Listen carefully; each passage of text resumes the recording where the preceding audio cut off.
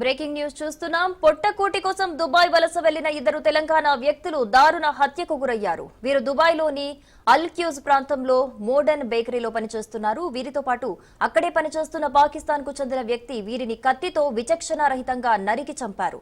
మత విద్వేషంతోనే వారిని చంపినట్టు అక్కడుంటున్న తెలంగాణ వాసులు చెప్పారు. బేకరీలో ఈ నెల 11న జరిగిన ఈ ఘటన ఆలస్యంగా వెలుగులోకొచ్చింది.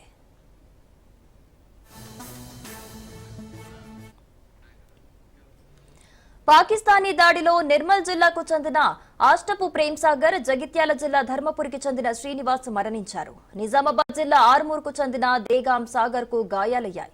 సాగర్ ను సహ ఉద్యోగులు ఆసుపత్రికి తరలించి చికిత్స అందిస్తున్నారు. దాడి ఘటనకు సంబంధించిన సమాచారాన్ని బయటికి చేరవేస్తే ఉద్యోగాల నుంచి తొలగిస్తామని యాజమాన్యం హెచ్చరించినట్టు వారి బంధువులు చెబుతున్నారు. నిర్మల్ జిల్లా సోన్ మండలానికి చెందిన ప్రేమ్ సాగర్ 20 ఏళ్లుగా గల్ఫ్ లో పనిచేస్తున్నాడు.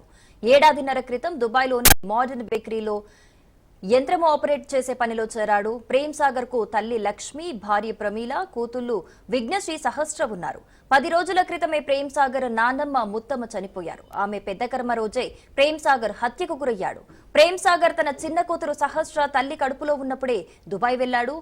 తను పుట్టినప్పటి నుంచి గ్రామానికైతే రాలేదు. బిడ్డను చూడంగానే ఆయన తనువు చాలించటం స్థానికులను కలచివేస్తోంది.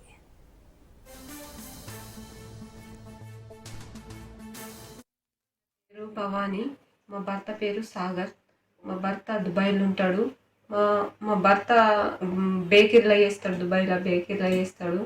అయితే పని చేయంగా ఒక పాకిస్తాన్ అతను అల్లా అక్బర్ అనుకుంటా దాడి చేయడానికి వచ్చిండు. అయితే పొడడానికి వస్తే మా సారు వాళ్ళ బావ ఇద్దరు ఉరకంగా వాళ్ళ బావ కింద పడిపోయిండు. ఆయనని మీద కూర్చుండి పొడిచి చంపేసిండు.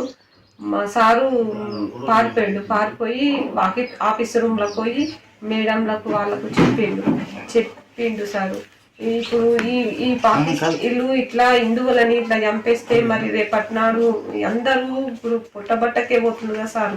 మరి రేపటినాడు అందరు ఇట్లనే పోతుంటే మరి అందరిని ఇట్లనే చంపేస్తుంటే మరి హిందువులకు రక్షణ ఏది సారు? మీరే చెప్పాలా. మా భర్త ఇప్పుడు హాస్పిటల్లో ఉన్నాడు. మీరు ఏదన్నా ఏం కాకుండా మీరు కొంచెం చర్య తీసుకోండి సార్. మా సారు ఇప్పుడు దేశం ఆరమూరికి వచ్చేటట్టు కొంచెం చేయండి సార్. మీకు దండం పెడతా. ఎన్ని సంవత్సరాలు? 18 సంవత్సరాలు అవుతుంది మా సారు పని డ్యూటీలా చేయంగానే ఈ ఘటన అయింది సారు. కొంచెం అయితే మా సారు కూడా ఆయన చేతులు జిక్కుతుండే సారు, పానాలు పోతుండే మా సారు. నా పేరు భవానీ. బతుకు తెరువు కోసం దుబాయ్కి వెళ్లిన మరో వ్యక్తి జగిత్యాల జిల్లా ధర్మపురి మండలం దమ్మన్నపేటకు చెందిన శ్రీనివాస్ కూడా హత్యకు గురయ్యారు. శ్రీనివాస్ మృతితో స్వగ్రామమైన దమ్మన్నపేటలో తీవ్ర విషాద ఛాయలు అలుముకున్నాయి. కాగా శ్రీనివాస్ కు భార్య మంజుల, 2 కొడుకులు చందు, సూర్యలున్నారు. భార్య జమున అతడు దుబాయ్కి వెళ్లకముందే అతడితో గొడవపడి 2 కుమారులతో కలిసి కరీంనగర్లో ఉంటున్నట్టు సమాచారం. అతడి తల్లి రాజవ్వకు శ్రీనివాస్ మృతి గురించి కుటుంబ సభ్యులు ఇంకా తెలుపలేదు. 2 తెలంగాణ వ్యక్తులను ఓ పాకిస్తానీ హత్య చేసిన ఘటనపై కేంద్ర మంత్రి జి కిషన్ రెడ్డి విదేశాంగ శాఖ మంత్రి జయశంకర్ కు లేఖ రాశారు.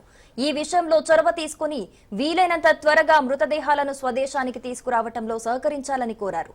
దీనిపై వెంటనే స్పందించిన విదేశాంగ మంత్రి జయశంకర్ ఆదేశాలకు అనుగుణంగా దుబాయ్లోని భారత కాన్సులేట్ అధికారులు బుర్దుబాయ్ పోలీస్ స్టేషన్ కు వెళ్లి కేసు వివరాలను తెలుసుకున్నారు.